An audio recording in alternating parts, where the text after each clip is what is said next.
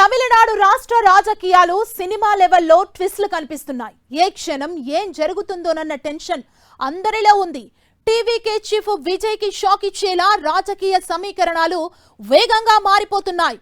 TVK అధినేత విజయ్ ప్రమాణ స్వీకారం ఇవాళ లేదన్న విషయం ఖరారైపోయింది.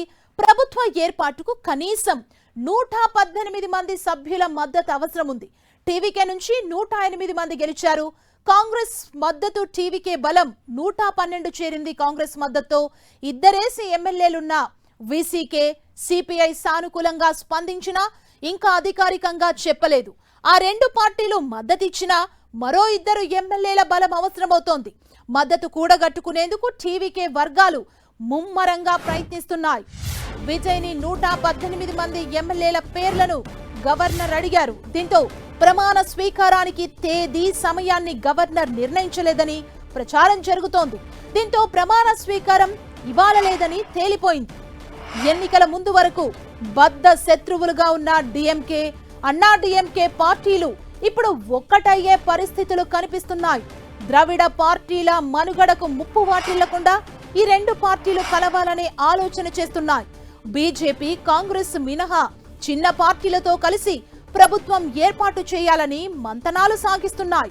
డిఎంకే, అన్నా డిఎంకే పార్టీల ఎమ్మెల్యేలను పాండిచ్చేరి రిసార్ట్ కు తరలించారు. ఈ క్రమంలో టీవీకే అధినేత విజయ్ సుప్రీంకోర్టును ఆశ్రయించాలన్న ఆలోచన చేస్తున్నారు. మొత్తానికి తమిళనాడులో ప్రభుత్వ ఏర్పాటు అంశంలో ట్విస్టుల పరంపర కంటిన్యూ అవుతోంది.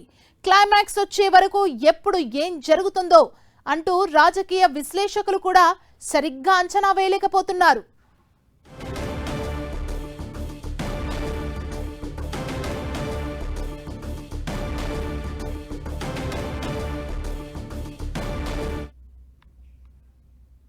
ఇక తమిళ రాష్ట్ర రాజకీయాలైతే ఒక సినిమా లెవెల్లోనే ట్విస్ట్ల మీద ట్విస్ట్లు ఇక్కడ కనిపిస్తున్నాయి. ఏ క్షణం ఏం జరుగుతుందో అన్న టెన్షన్ అయితే అందరిలో కనబడుతోంది. మద్దతు కూడగట్టుకునేందుకు టీవీకే చీఫ్ విజయ్ కి షాక్ ఇచ్చేలా రాజకీయ సమీకరణాలు మారిపోతున్న సిచ్యువేషన్ ప్రెసెంట్ తమిళనాడులో మనకు కనబడుతుంది. దీనిపై తాజా సమాచారాన్ని మా ప్రతినిధి మురళి మనకు అందిస్తారు. మురళి, సుమా, అంటే కేవలం విజయ్ను నిలువరించాలి, విజయ్ను సీఎం కాకుండా చూడాలన్న లక్ష్యంతోనే బద్ధశత్రులైన రెండు పార్టీలు కలుస్తున్నాయంటే బహుశా దేశ రాజకీయాల్లో ఇట్లాంటి పరిణామం ఎక్కడ కూడా చోటు చేసుకున్నదు. గడిచిన 50-60 ఏళ్లగా అత్యంత భద్రశత్రులు డిఎంకే, అన్నా డిఎంకే ఇద్దరి మధ్య పచ్చగడ్డి వేస్తే బగ్గుమంటుంది. కనీసం చివరకు ముఖాలు కూడా చూసుకోరు ఆ రెండు పార్టీలకు చెందిన నేతలు. ఇట్లాంటి డిఎంకే, అన్నా డిఎంకేలు ఈవేళ కలుస్తున్నాయన్న ఒక ప్రచారం తమిళనాట కాదు దేశమంతా కూడా అత్యంత సంచలనంగా మారిపోయింది. కేవలం ద్రవిడ పార్టీల మనుగడ కాపాడుకోవాలా, ద్రవిడ సిద్ధాంతాన్ని రక్షించుకోవాలా, విజయ్ అందుకు భిన్నమైన వ్యక్తి కాబట్టి మనము ద్రవిడ సిద్ధాంతం నుంచి పుట్టిన డిఎంకే, అన్నా డిఎంకేలు కలిస్తేనే తమ మూలాలు కాపాడుకోగలం అన్న ఒక లక్ష్యంతో ఒక కారణాన్ని చూపి ఆ రెండు పార్టీలు కలిసే సమాలోచనలు చేస్తుండడం చాలా వరకు ఆశ్చర్యం కలిగిస్తుంది. ఆ మేరకు ఇప్పటికే మనకు తెలుసు డిఎంకే వద్ద 59, అన్నా డిఎంకే వద్ద 47 మంది ఎమ్మెల్యేలు ఉన్నారు.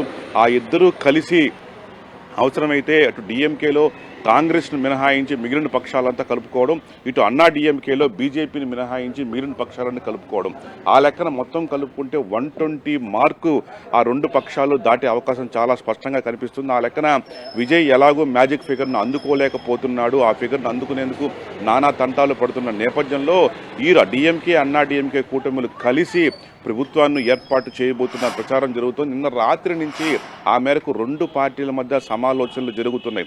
ఇది విజయ్కు ఏమాత్రం మింగుడు పడని అంశం. విజయ్ ఇప్పటికే మనకు తెలుసు 107 స్థానాల్లో ఆయన చేతిలో ఉన్నాయి. కాంగ్రెస్ వచ్చి మరో 5 రావడంతో 112 అయినాయి. కానీ మ్యాజిక్ ఫిగర్కి ఇంకొక 6 సీట్ల దూరంలోనే ఆగిపోయినారు. నిజానికి కేవలం 6 సీట్లు సరిపోవు. ఎందుకంటే సుస్థిర ప్రభుత్వాన్ని నడపాలంటే కనీసం అదనంగా కనీసం ఒక 10-15 సీట్ల కంటే ఎక్కువగానే ఉండాలి. కానీ ఈవేళ సరిగ్గా మ్యాజిక్ ఫిగర్ అందుకోవడానికి ఆయన తీవ్ర ఇబ్బందులు పడుతున్నాడు. వామపక్షాలు పూర్తిగా చేతులు ఎత్తేశాయి. ఎప్పుడైతే ఆ కూటమితో సంబంధం లేకుండా కాంగ్రెస్ పార్టీ నేరుగా పోయి అంటే డిఎంకే కూటమి వదిలిపెట్టి టీవీకేతో కలిసిందో అట్లాగే డిఎంకే కూటమిలోని వామపక్షాలకు అట్లాగే వీసీకే లాంటి పార్టీలకు తీవ్ర ఆగ్రహాన్ని తెప్పించింది. పొత్తు ధర్మాన్ని పాటించకుండా నువ్వు ఒంటరిగా వెళ్ళి విజయ్తో ఎలా జత కడతారంటూ కూడా కాంగ్రెస్ పైన వామపక్షాలు, వీసీకే అట్లాగే ఐయుఎంఎల్ అంటే ముస్లిం లీగ్ పార్టీ వీరంతా కూడా ఒక్కసారిగా కాంగ్రెస్ పైన మండిపడ్డారు. నువ్వు కలిసిన టీవీకేతో మేము కలవము అని ఓపెన్గానే చెప్పేస్తున్న పరిస్థితి కనిపిస్తోంది.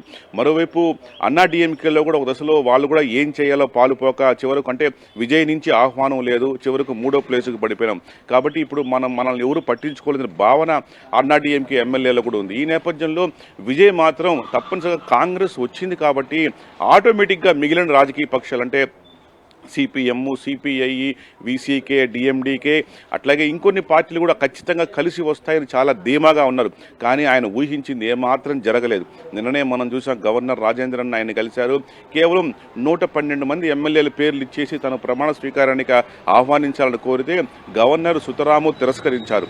ఎందుకంటే మ్యాజిక్ ఫిగర్ అందుకోకుండా ప్రభుత్వ ఏర్పాటుకు తాను ఆహ్వానించలేను, 118 పేర్లతో లిస్టు తీసుకొని వస్తే ప్రభుత్వ ఏర్పాటుకు ఆహ్వానిస్తాను, ముఖ్యమంత్రిగా ప్రమాణ స్వీకారం చేయిస్తానని చెప్పడంతో ఒక్కసారిగా విజయ్ కంగు తిన్నారు. కానీ ఎలాగలా సర్దుకుందాం, అందరినీ కూడగట్టి అందరితో చర్చలు జరిపి మ్యాజిక్ ఫిగర్ అందుకుంటామని భావిస్తున్న తరుణంలోనే నిన్న రాత్రి పిడుగు లాంటి ఈ వార్త బయటకు వచ్చింది. అవతల డిఎంకే, అన్నా డిఎంకే కూటములు కలవబోతున్నారన్న ప్రచారం, ఇప్పటికే చర్చలు మొదలయ్యన్న ప్రచారం విజయ్కు షాక్కు మీద షాకులు కనిపిస్తోంది. కేవలం విజయానికి, సంపూర్ణ విజయానికి ఒక 10 అడుగుల దూరంలో ఆగిపోయిన విజయ్కి ఈ ట్విస్టులంతా కూడా కొత్త. సినీ నటుడైన విజయ్ రాజకీయంగా జరుగుతున్న ఈ విషయాలంతా కూడా పూర్తిగా అర్థం చేసుకోలేకపోతున్నారు. ఆయన్ని నిలువరించడమే లక్ష్యంగా అత్యంత విరుద్ధ శక్తులైన 2 పార్టీలు కూడా ఇవాళ ఏకమవుతున్నాయనే ప్రచారం విజయ్ ఏమాత్రం ఊహించని పరిణామంగా తెలుస్తోంది. అయితే ఇంకా కూడా ఈ విషయంలో కొంత క్లారిటీ రావాల్సి ఉంది. సుమా, మురళి, అంటే ఇప్పుడు టీవీకే అధినేత విజయ్ కి ఉన్న ఆప్షన్స్ ఏంటి? ముందుకు వెళ్లే యోచనలో ఉన్నారు కాబట్టి ఎలాంటి ఆప్షన్స్ ముందున్నాయి? 100% ఇక్కడ మన విజయ్ వైపు నుంచి ఆలోచించేటప్పుడు అతను చివరకు కాంగ్రెస్ ఎలాగో వచ్చింది కాబట్టి ఇక వామపక్షాలని ఆయన బతిమలాడుకోవడమో లేక వారికి పెద్ద మంత్రి పదవులు ఇస్తానని ఆశ చూపడమో లాంటివి చేయాల్సి ఉంటుంది. ఒక చిన్న పార్టీలదే ఇప్పుడు పెత్తనం అంతా కూడా తమిళనాడులో చాలా స్పష్టంగా కనిపిస్తుంది. ఎందుకంటే ఆయనకు ప్రభుత్వ ఏర్పాటుకు మ్యాజిక్ ఫిగర్ అందుకొని తీరాల్సిందే. గవర్నర్ తేల్చి చెప్పేసిన నేపథ్యంలో తప్పనిసరిగా ఆయన మ్యాజిక్ ఫిగర్ను అందుకోవాలి. మరి ఆ నేపథ్యంలో చిన్న పార్టీలను ఆయన కలుపుకొని పోవాల్సిందే. లేదు, ఇవన్నీ కాకపోతే 2 రాజకీయ పక్ష అంటే 2 కూటములకు, డిఎంకే కూటమికి, అన్నా డిఎంకే కూటమికి ఆయన ఒక పిలుపు ఇవ్వాలి. తాను ఇంత స్థితిలో ఉన్నాను కాబట్టి తనకు ప్రభుత్వ ఏర్పాటుకు మద్దతు, స్వతంత్రంగా వచ్చి మద్దతు ఇవ్వాలని చెప్పి ఆయన ఒక పిలుపిస్తే ఆ పిలుపుని అందుకొని ఎంతమంది స్వతహాగా ఎమ్మెల్యేలు విజయ్ వెంట నడుస్తారు అనేది కూడా కొంత ఒక ఆప్షన్ కనిపిస్తోంది. అయితే దీనికి అన్నిటికంటే భిన్నంగా కూడా రాజ్యాంగ పరంగా ఆలోచించినప్పుడు సీట్ల పరంగా అతిపెద్ద పార్టీని ప్రభుత్వ ఏర్పాటుకు గవర్నర్ ఆహ్వానించాల్సి ఉంటుంది. గతంలో దేశంలో జరిగిన అనేక రాజకీయ సంక్షోభాల సమయంలోనూ ఇట్లా హంగు ఏర్పడిన సందర్భంలోనూ మెజార్టీ మార్కు అందుకోని సందర్భంలోనూ గవర్నర్ పాటించాల్సిన నియమం అంటే సీట్ల పరంగా అతిపెద్ద పార్టీని ప్రభుత్వ ఏర్పాటుకు ఆహ్వానించి బల నిరూపణకు వారం నుంచి 2 రోజుల నుంచి 2 వారాల వరకు గడువు ఇచ్చిన సందర్భాలు అనేక ఉన్నాయి.